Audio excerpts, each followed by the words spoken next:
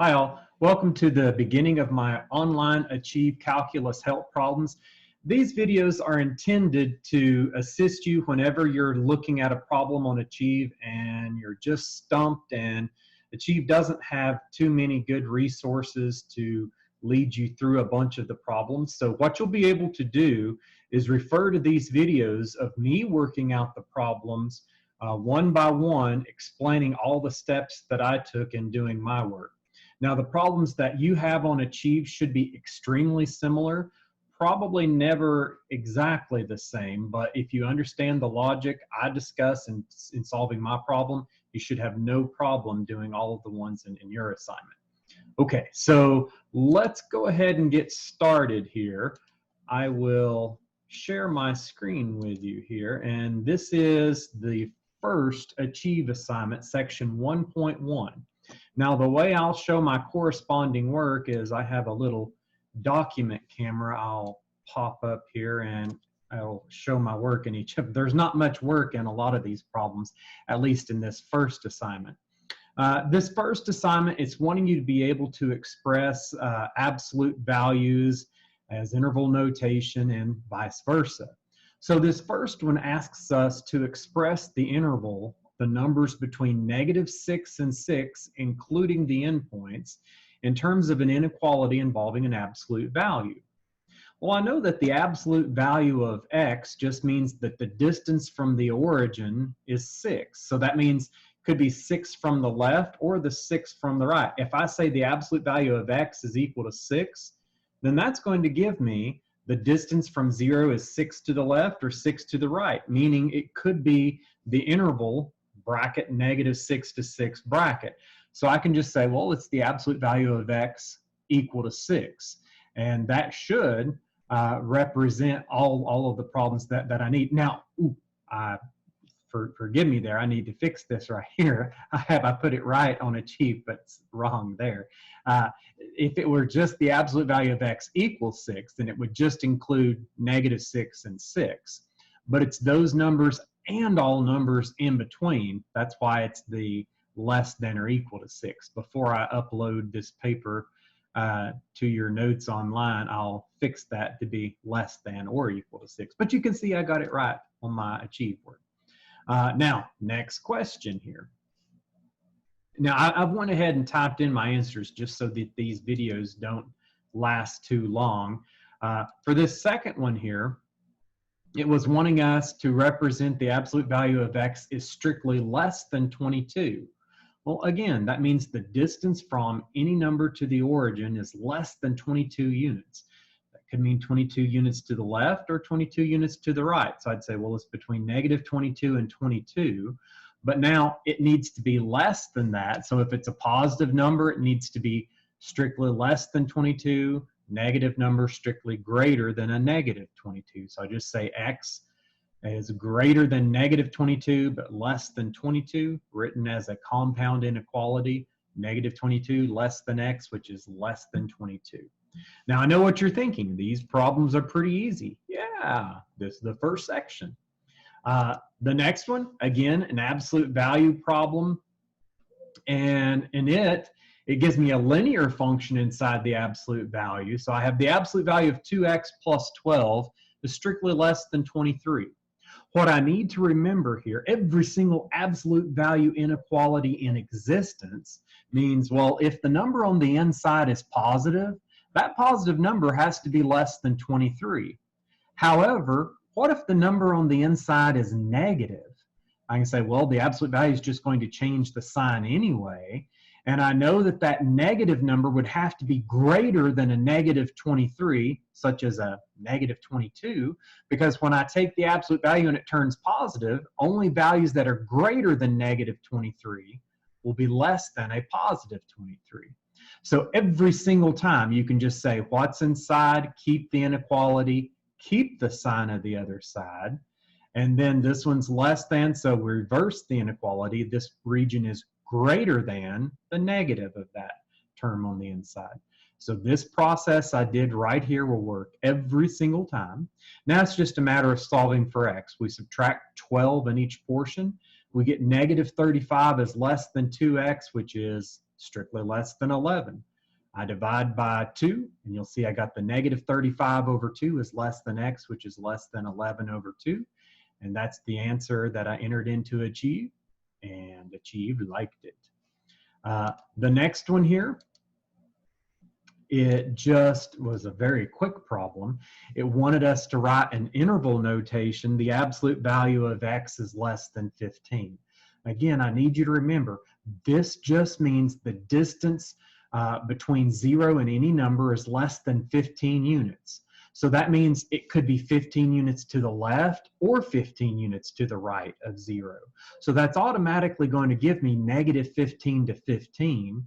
And since it had to be strictly less than 15, those endpoints cannot be included, which is why I said my solution set is the set of values between negative 15 and 15.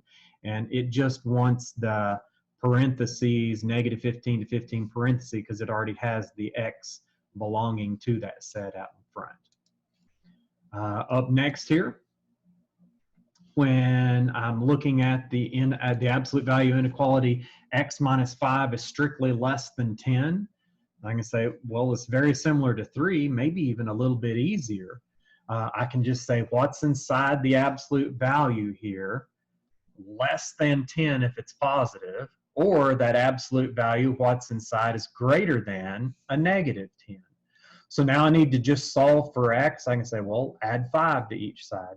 I get negative 5 is less than x, which is less than 15.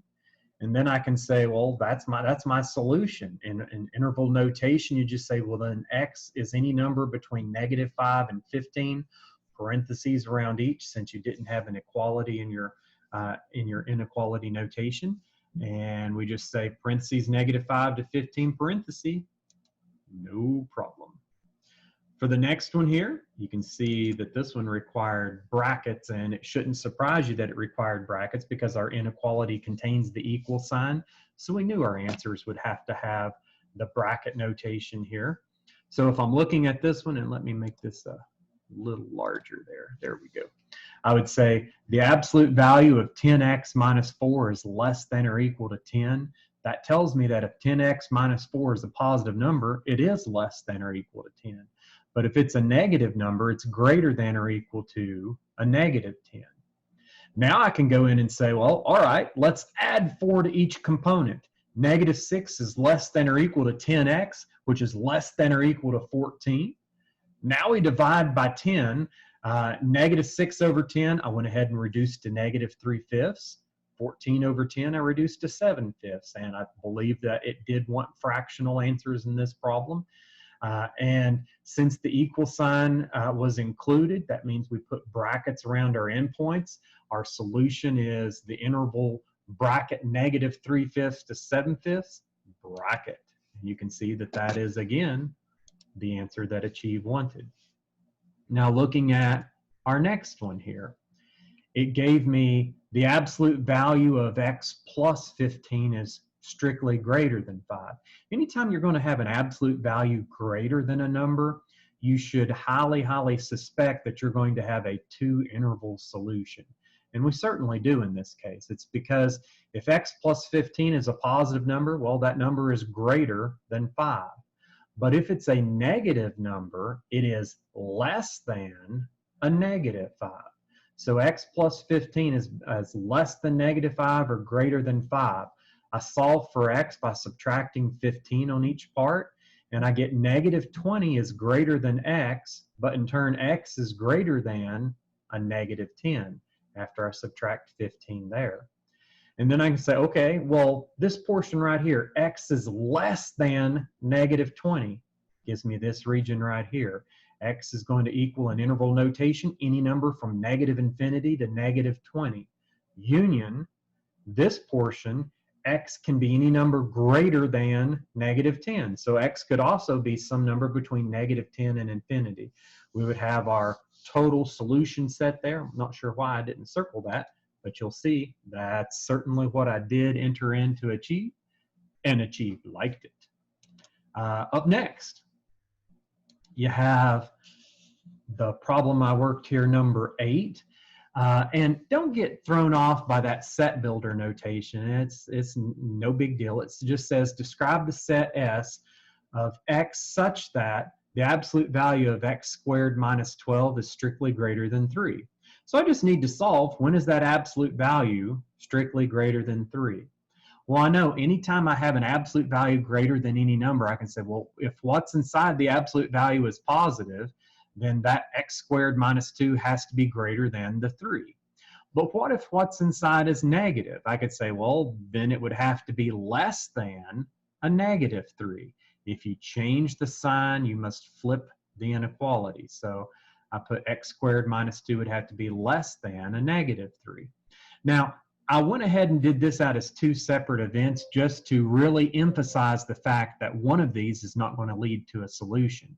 You say x squared minus 2 is less than negative 3, go ahead and try to solve that for x. You'd add 2 and say, well, x squared is less than negative 1. We know you can't square any number other than I and get a negative number. It's impossible in the real number system. So I can say, oh, that has no real solution there. Of course, if you took the square root of that, you get I exactly. Now, for my other side, there is a real solution. I can add 2 and I will get x squared needs to be greater than, and I'm not sure why that's so sloppy there, sorry about that, x squared is greater than 5. But now this is tricky in and of itself. If you were doing an equation, if I said, hey guys, solve for me x squared equals 5, you wouldn't have any problem telling me, well, then x is equal to the positive or negative root of 5. Absolutely. But when you're doing an inequality like that, you're going to say, well, all right, I can still take the square root of each side, but in the side that stays positive, I keep the inequality. So x is greater than the root of 5. But then, just like an equation where you said, well, it could be the positive or negative root of 5, whenever you change the sign, you have to flip the inequality. So x, yes, is greater than a positive root of 5, but it is less than the negative root of 5. So that makes our answer look similar to the last problem, where we can say, well, what does it mean if x is less than the negative root of 5? Well, that means x is some number between negative infinity and the negative root of 5. And then if x is greater than the root of 5, then your solution's between the root of 5 and infinity. I would have to include all of that for my solution. And again, please don't put the x equals in your solution. You just need the intervals. You can see how I entered it there. For the last problem here, number 9, it gave me again, set builder notation, but it's just a quadratic. This time there's no absolute value involved in the problem. It gave me x squared plus 3x is strictly less than 4. Now, they're suggesting that you solve this graphically, which you can certainly do. I would rather just solve it through the techniques that we use in pre-calculus. So what I did here is I said, well, if I'm ever solving a quadratic inequality, I want to get that equal to 0. And I'm going to find what's called the boundary points. Boundary points are the solution to the equation when it's equal to 0. These are going to be points that break up solution regions from non-solution regions. So x squared plus 3x minus 4 is equal to 0. I find factors of negative 4 that sum to get to 3. Well, 4 and negative 1. Now that's going to give me, when I set each of those factors equal to 0, it gives me x equals negative 4 and x equals 1. Now, keep in mind, those would be solutions if it were an equation. It's not an equation, it's an inequality. So in order to find the solutions to the corresponding inequality, I use the solution to equations as boundary points that break up my test intervals. I can say, well, I need my first test interval to be from the smallest possible number in existence, from negative infinity up to the lower boundary point of negative 4. And then I'll go from the lower boundary point to the higher boundary point, negative 4 to 1, and then from the higher boundary point to infinity. So these become my test intervals that could be my possible solutions in this problem. In each of these test intervals, you'll choose test points. No big deal which value you choose, as long as it is a value in that interval. I chose negative 5 to represent my numbers between negative infinity and negative 4, 0 in my next interval, and 2 in my last interval. Now, I know in this problem, if I would have kept the inequality, then this quadratic x squared plus 3x minus 4 would need to strictly be less than 0.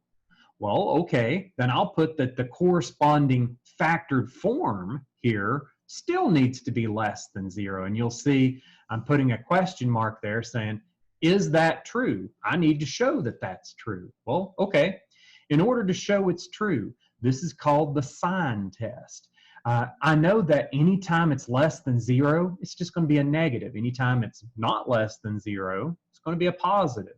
So when I plug that -5 into each factor, the first factor, it's going to give me a negative. The second factor, it would give me a negative. And you know that the product of two negatives is a positive. Is there any positive number in existence that's less than 0? No. Then that region's not a solution. So I could automatically discard that. What about the second region? I'm using 0 to represent it. You plug a 0 into your first factor, you get a positive. Plug 0 into your second factor, you get a negative. Well, a positive times a negative is a negative. Is a negative number less than 0? You bet. So I know that that region is a solution. Lastly, I would check the 2, and it would give me a +6 times a +1. All I need to know is that it's a positive times a positive, which results in a positive, and there's no positive number that would ever be less than 0. So I can say that region is, again, not a solution. Only the middle region and the middle test interval ended up being a solution. So I could say, well, my solution is the values between -4 and 1, parentheses around both, since there was no equal sign in this problem. And you'll see, I put that on achieved between -4 and 1. All right, that was our first section. Hopefully that made a lot of sense. Please do try all these problems and let me know if you do run into any problems.